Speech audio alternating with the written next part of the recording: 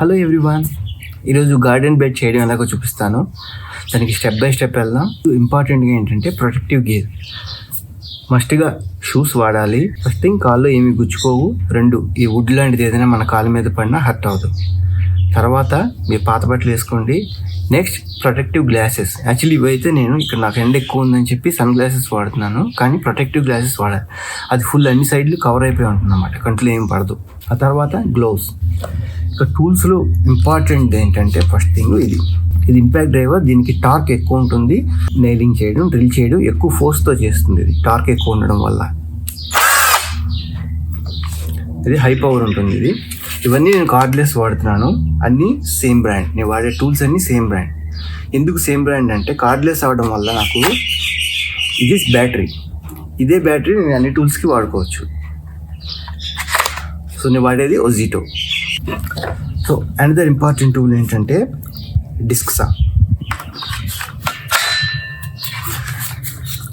ఇది ఇంపార్టెంటే కాదు, డెడ్లీ టూల్ కూడా. మీరు చూడండి, డిస్క్ ఇది చూసారు కదా, ఇది చాలా డెడ్లీగా ఉంటుంది, విష్ణు చక్రం లాగా. ఇది ఎందుకు వాడతారంటే వుడ్ని, అంటే చాలా స్ట్రాంగ్ అండ్ థిక్నెస్ ఉన్న వుడ్ని కట్ చేయడానికి ఇది వాడతాం. మామూలు చిన్న చిన్న సాస్తో రంపాలతో అవ్వదు పని. కానీ ఇది మాత్రం చాలా జాగ్రత్తగా హ్యాండిల్ చేయాలి, ఎందుకంటే ఇది విపరీతమైన షార్ప్ ఉంటుంది, చాలా హై పవర్ ఉంటుంది. ఇది కనుక ఎక్కడైనా కనెక్ట్ అయ్యింది మన బాడీలో అంటే ఆ పార్ట్ ఇంక ఉండదు మనకి. చాలా జాగ్రత్తగా ఉండాలి. కానీ వాడడం అంత ఈజీ కాదు, అలాగని హార్డ్ కూడా కాదు. జాగ్రత్తగా మన కాన్షియస్నెస్ మొత్తం దీంతో పనిచేసేటప్పుడు ఇక్కడే పెట్టి ఫోకస్తో పనిచేస్తే మనం సేఫ్గా ఉండొచ్చు. నాకైతే ఇప్పటివరకు ఎలాంటి దీనివల్ల ఇన్సిడెంట్స్ జరగలేదు. నేను చాలా కట్స్ బాగానే చేశాను, 100 పైన కట్ చేశాను నేను ఇప్పటివరకు వీటితో. నెక్స్ట్ థర్డ్, ఇవి డ్రిల్ బిట్స్ అంటారు వీటిని. ఈ డ్రిల్ బిట్స్ ఎలా తీసుకోవాలి అంటే మనం సెలెక్ట్ చేసుకున్న వుడ్ అండ్ నెయిల్స్ మీద డిపెండ్ అయి ఉంటుంది. నేను జనరల్గా సెలెక్ట్ చేసిన వుడ్ అయితే మీకు చూపిస్తాను. అది చాలా థిక్గా ఉంటుంది, ఇంత 3 ఇంచెస్ పైన ఉంటుంది. అది ట్రీటెడ్ టింబర్. సో దాంట్లోకి మనం నెయిల్ చేయాలి అంటే కనుక చిన్న చిన్న నెయిల్స్ కొడితే ఆగవు అవి. సో అవి చాలా స్ట్రాంగ్, వెడల్పుగా ఉండాలి. అంతేకాకుండా సైజ్ కూడా పెద్దదై ఉండాలి. నేను ఇక్కడ డిఫరెంట్ సైజెస్ నెయిల్స్ వాడుతున్నాను, ఎందుకంటే డిఫరెంట్ జాయింట్స్ చేయడానికి నాకు అంత థిక్నెస్, లెంగ్త్ కూడా కావాలి నెయిల్కి. అయితే దీనికి ముందు షార్ప్ ఎడ్జ్ ఉంటుంది. వుడ్ సెలెక్షన్, గార్డెన్ బెడ్కి వుడ్ సెలెక్ట్ చేసుకునేటప్పుడు చాలా జాగ్రత్తగా ఉండాలి. ఇప్పుడు ఈ గార్డెన్ బెడ్ చూస్తున్నారు కదా, ఇది ఆల్రెడీ చేసేసింది నేను. ఇప్పుడు ఈ చెక్క ఇది చాలా లావుగా ఉంది, ఎందుకంటే లోపల మనం మట్టి పోసి వాటర్ పోసి మొక్కలు వేళ్ళు అవన్నీ దిగేసరికి ఒక 100s of kgs వెయిట్ అయిపోతుంది ఇది. సో ఇది ఆపగలిగేలా ఉండాలి. సో అంత గట్టిదై ఉండాలి ఫస్ట్ థింగ్. రెండోది ఏంటంటే ఇది ఖచ్చితంగా ట్రీటెడ్ టింబర్ అయి ఉండాలి. ట్రీటెడ్ టింబర్ కాకపోతే కనుక టెర్మైట్స్ పట్టేస్తాయి. చెదలు పట్టిందంటే కనుక ఇది ఇక్కడతో ఆగిపోద్దు, మొత్తం ఇంటికి కూడా పడుతుంది అది లేనిపోని వల్ల. సో ఖచ్చితంగా ట్రీటెడ్ టింబర్ వాడాలి. నేను దీనికి ఆల్రెడీ సాఫ్ట్ అయితే చేసేసాను వీటిని, దీని మీద ఎట్లాంటి పేర్లు లేవు. సో ఈ గార్డెన్ బెడ్ని చూడండి, ఇక్కడ ఇది కూడా సేమ్ వుడ్ వాడాను, కాకపోతే దీన్ని స్మూత్ చేయడంతో పాటు దీన్ని కలరింగ్ కూడా వేసాను అన్నమాట. సో ఇది అడిషనల్ లేయర్, అంటే టెర్మైట్ బ్యారియర్గా కూడా ఇది పనిచేస్తుంది. ఇప్పుడు ఇది నేను గార్డెన్ బెడ్ చేసే ప్లేస్. సో ఇక్కడ ఫస్ట్ మనం చేసేటప్పుడే దాన్ని కొలుచుకోవాలి, మనకి ఎంత పొడుగు కావాలి, ఎంత వెడల్పు కావాలి, ఎంత డెప్త్ కావాలి అనేది. సో దాన్ని బట్టి మనం వుడ్ని తెచ్చుకోవాల్సి వస్తుంది. ఇది ఒక్కొక్కటి 180 centimeters, అంటే 6 feet అనమాట ఇది. సో మనకి ఎంత లెంగ్త్ కావాలో చూసుకుని దాన్ని డివైడ్ బై 6 feet వేసుకుంటే మనకి ఎన్ని చెక్కలు కావాలో వచ్చేస్తుంది. ఇక మనకి 1 layer ఒకటి సరిపోతుందా, లేకపోతే ఇట్లా మనకి డీప్ కావాలంటే 2 layers పెట్టుకోవాలి చెక్కలు. నెక్స్ట్ ఏంటంటే ఇంపార్టెంట్ థింగ్ ఏంటంటే జాయింట్స్. ఇదైతే యాక్చువల్లీ ఇప్పుడు ఇది 2 చెక్కలు పెద్దది, వీటిని నేను జాయిన్ చేశాను త్రూ చిన్న వుడ్ పెట్టేసి ఇక్కడ వీటికి నెయిల్స్ కొట్టాను. సో ఈ జాయింట్స్ ఎంత స్ట్రాంగ్గా ఉంటే మనకి ఇది అంత స్ట్రాంగ్గా ఉంటుంది garden bed over the time. ఇది మనం 2 రకాలుగా ఈ కార్నర్స్ చేయొచ్చు. ఫస్ట్ దీనికి అటాచ్ చేసాను త్రూ ఈ 2 నెయిల్స్. ఆ తర్వాత ఈ చెక్క పెట్టి ఇట్లా అటాచ్ చేశాను. సో లోపల నుంచి దీనికి స్క్రూస్ ఉంటాయి అన్నమాట. ఇది ఒకటో మెథడ్ ఇది. నెక్స్ట్ రెండోది ఏంటంటే ఇప్పుడు అడ్డంగా ఉన్న వుడ్కి సో ఈ నిలువుదాన్ని నేను డైరెక్ట్గా ఇక్కడ నైల్ చేసేసాను. వేరే ఇంకేమి లోపల కానీ బయట కానీ అడిషనల్గా చెక్క అటాచ్మెంట్లు రావు. ఇది ఒక మోడల్.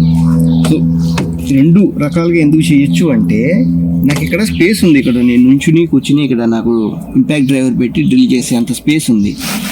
అదే ఈ కార్నర్కి వచ్చేసరికి నాకు ఇక్కడ నెయిల్ పెట్టి ఇంపాక్ట్ డ్రైవర్ పెట్టేటప్పటికి ఇక్కడ వెళ్ళిపోతుంది. సో ఇది అడ్డు వస్తుంది కనుక నాకు నేను లోపల నుంచి చేసుకున్నా. సో ఇదంతా సింపుల్. మీరు ఇట్లా కావాలంటే డైరెక్ట్గా ఇటు నుంచే దింపేసుకోవచ్చు మీకు స్పేస్ ఉందంటే, లేదంటే కనుక ఈ మోడల్ వాడుకోవచ్చు. సో ఈ అటాచ్మెంట్స్ మాత్రం చాలా గట్టిగా చేయాలి. ఇప్పుడు నేను మీకు చూపించేది వుడ్ కట్ చేయడం. ఇప్పుడు నేను చిన్న చిన్న బిట్స్గా నేను ఇది కట్ చేసుకోవాలి, చిన్న చిన్న ముక్కల కింద. ఎందుకంటే అటాచ్మెంట్లో జాయింట్గా వాడుకోవడానికి క్రూషియల్ ఇది నాకు. ఇది నెక్స్ట్ ఇది మాత్రం హ్యాండిల్ విత్ కేర్.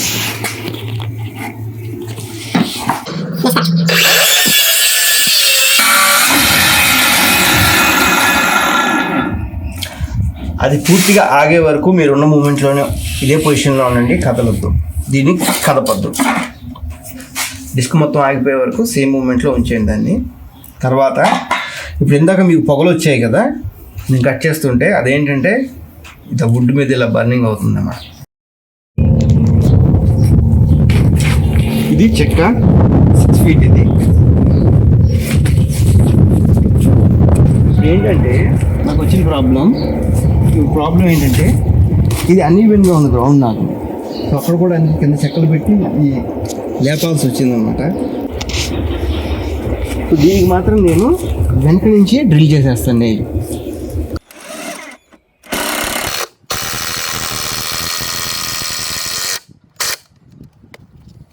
నెక్స్ట్ ఏంటంటే అది నెయిల్ చేసిన తర్వాత దానికి సీక్వెన్స్లో నెక్స్ట్ వుడ్ పెట్టుకోవాలి.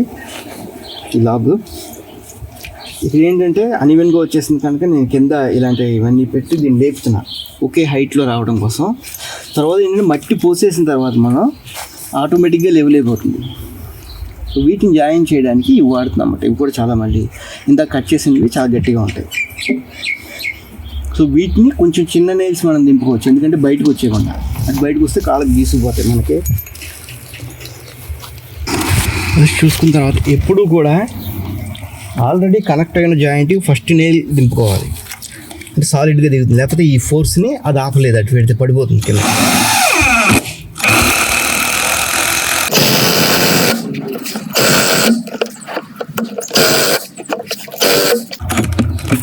మామూలుగా ఇలాంటి స్క్రూయింగ్ చేసేటప్పుడు ఏంటంటే క్లాంప్స్ వాడతారు. అంటే దీనికి అటాచ్ చేసేసి ఇప్పుడు చేత్తో పాటు చేస్తున్నాం కదా, అలాగా ఒక ఐరన్ది క్లాంప్ పెట్టేస్తే ఇక్కడ అది అలా గట్టిగా ఉంటుంది, మనం ఈజీ కొట్టుకోవచ్చు. అవన్నీ వాడకుండా చేత్తోనే పట్టుకు చేస్తున్నాం, అందుకని ఎక్కువ ఎనర్జీ అయిపోతుంది మనకి. సో ఇంకంతే. సో నెక్స్ట్ ఏంటంటే ఇంకొక చెక్క, నెక్స్ట్ ఇంకొక వుడ్ లాగా ఇక్కడ పెట్టేసుకోవడం, ఇంకా ఇక్కడ క్లోజ్ చేసేసుకోవాలి. అది కూడా పెట్టుకున్న తర్వాత అన్నమాట.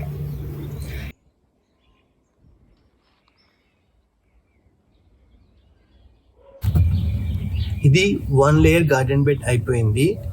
సో దీన్ని ఇప్పుడు నేను హైట్ చేయాలి.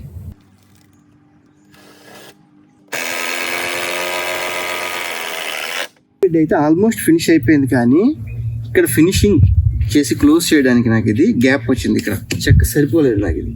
ఇది ఎక్కువ వచ్చింది, తక్కువ వచ్చింది, అలా వస్తుంది, తప్పులేదు. వాటికి ఏం చేయాలంటే ఇందాక డిస్క్ సా చూపించాను కదా, దాంతో ఇది మెజర్ చేసుకుని ఎంతెంత గ్యాప్ వచ్చిందో అది సరిపడా కోసుకోవాలి. కట్ చేసి ఇక్కడ పెట్టి వీటిని అటాచ్ చేసుకోవాలి మళ్ళీ. అప్పుడు ఇంకే ఈ ఫినిషింగ్ ఇక్కడ అడ్డ చెక్క వేసేస్తే ఫినిష్ అయిపోతుంది మనకి.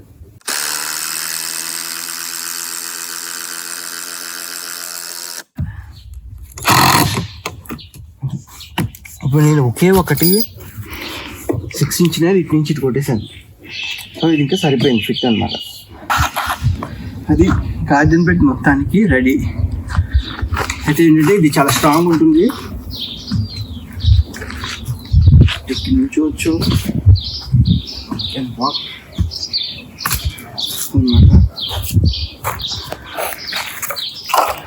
ఇప్పుడు పని ఒకటి అయిపోయింది, సగం వరకు రెడీ అయింది. కాకపోతే ఏంటంటే వాటిలో మట్టి పోయడం అనేది అసలైన ఇంకా కష్టమైంది అది.